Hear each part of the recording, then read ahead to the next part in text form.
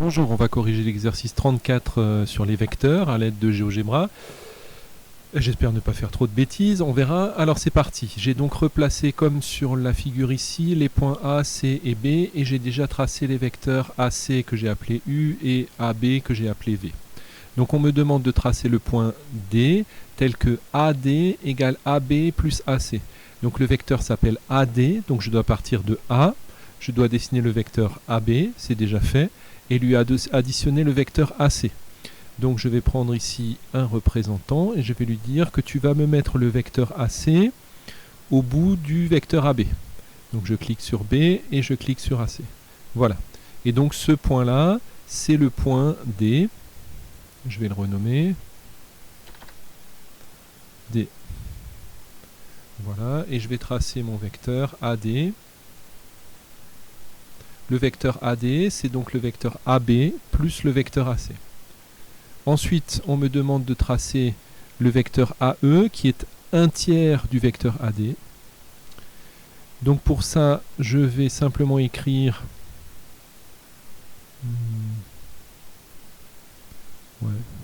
je vais écrire B égale un tiers du vecteur qui s'appelle A ici, hein, un tiers de A. Voilà, il m'a tracé un vecteur ici qui est égal à un tiers du vecteur A. Sauf qu'il me l'a dessiné à partir du point 0. Donc moi j'aimerais, comme le vecteur s'appelle AE, le dessiner à partir de A.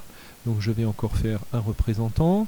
Donc à partir de A, j'aimerais que tu me dessines ce vecteur-là. Et voilà. Donc celui-là, le B, je peux le cacher, j'en ai plus besoin. Et ce point qu'il a appelé A' ici, je vais le renommer. Et c'est le point E. Voilà. Ensuite, je dois tracer le point AF qui est égal à moins BC plus ED. Donc, je dois partir du point A. Alors, c'est là que ça se complique un petit peu, hein.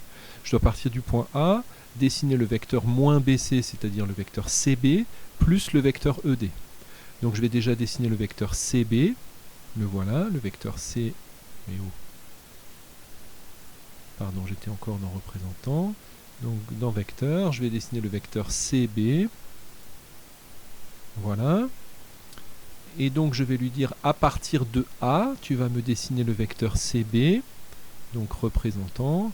À partir de A, tu me dessines le vecteur CB. Et à partir de ce point-là, tu vas me dessiner le vecteur ED. Mais pour ça, bien sûr, il faut d'abord que je trace le vecteur ED.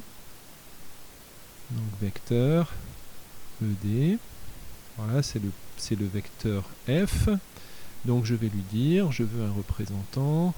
À partir du point A' ici, il me faut le vecteur F.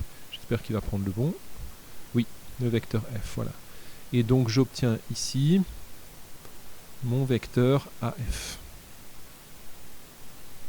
Renommé F. Voilà, j'espère que c'est clair.